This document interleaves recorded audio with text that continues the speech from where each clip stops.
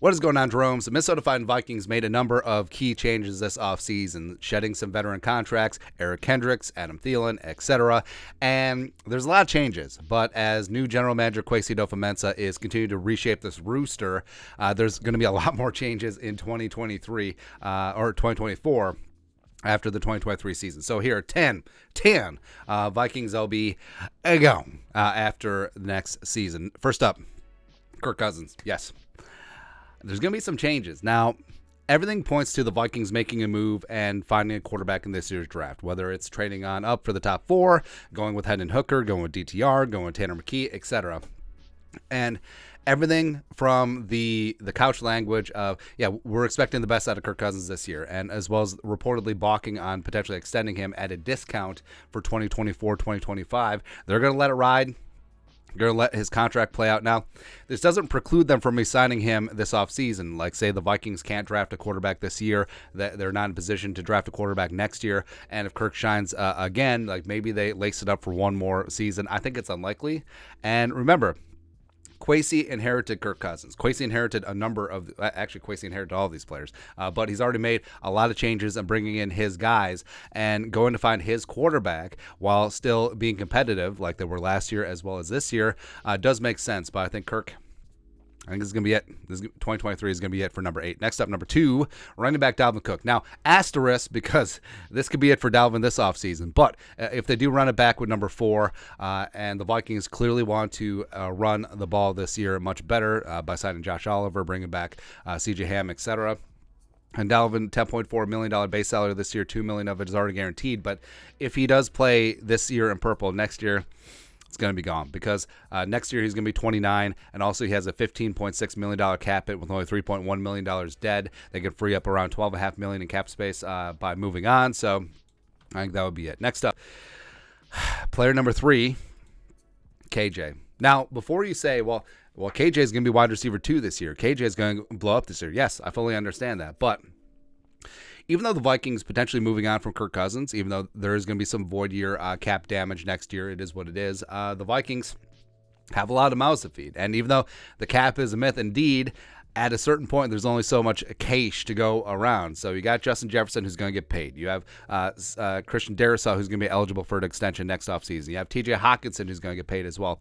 I mean, KJ is a stud, but wide receiver 2 rates, as gleaned from free agency this year, it's about $11-12 million per year. And is KJ going to be a luxury that the Vikings can afford at that point? I don't know. And I'm never going to be against the player going out and getting his. So if KJ can get that in the open market, go get it. Go get the bag, man. So that's it. And it kind of sucks, but it is what it is. Next up, player number 4 is going to be gone after the season.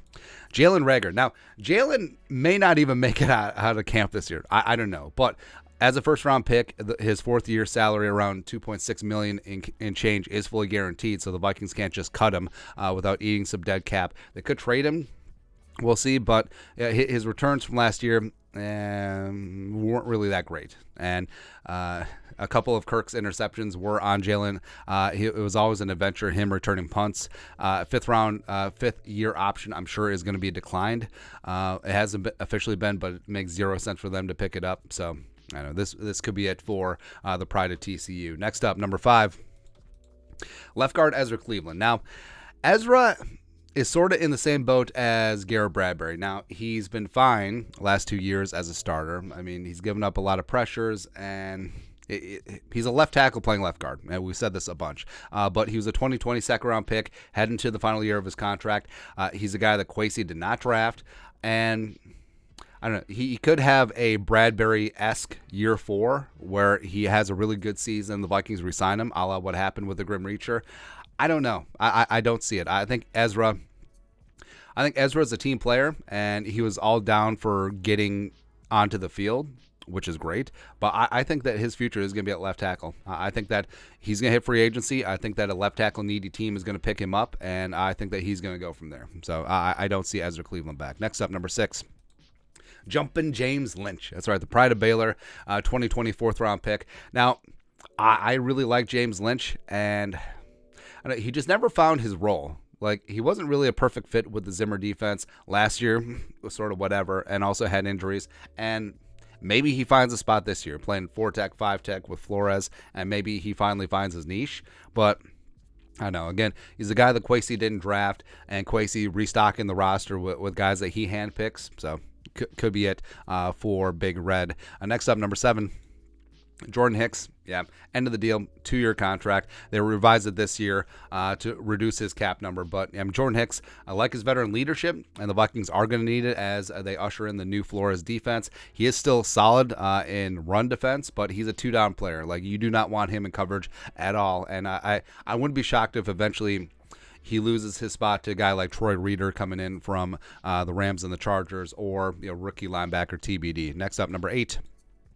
Edge rusher DJ Wanham, where, again, a Spielman guy, not a Kwesi guy, 2020 4th-round pick. I also do think that DJ could be a guy that could be squeezed for a pay cut, or potentially could be a trade option before the start of the season, where Wanham has gotten plenty of opportunities, and in flashes he's looked good. I actually do think that Patrick Jones II has looked better when given opportunities, and I don't think that it's out of the realm of possibility that the Vikings go for edge rusher in this draft, even though they do have Davenport and Za'Darius and Danielle Hunter on the rooster, as well as DJ Wanham and Patrick Jones.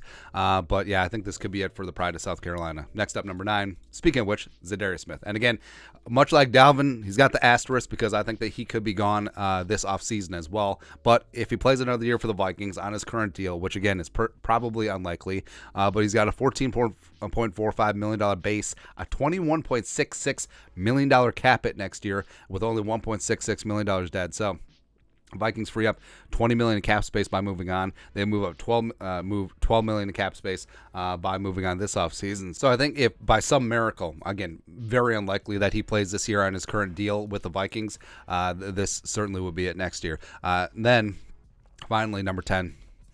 I will remember you. So Harrison Smith revised his contract, took a pay cut, pretty massive pay cut, and is running back one more time. I think he's going to retire. Like, he's going to be 35 next offseason, and the Vikings, if Harrison still wants to play, they would free up around $12 million in cap space by moving on. But yeah, I think this is going to be one last glorious ride. Brian Flores putting him back in the box where he needs to be, and also just blitzing and getting after the quarterback. I think Harrison's going to be in bliss this year, but yeah, I think this is going to be the curtain call for Double Deuce 22. But that's it. 10 Vikings who are going to be gone after 2023. The last dance. Let us know your thoughts and our thoughts in the comment section below. Subscribe for daily Vikings takes. Want to support the work? Put a little something in the Venmo. But till next time, Skull Production Value.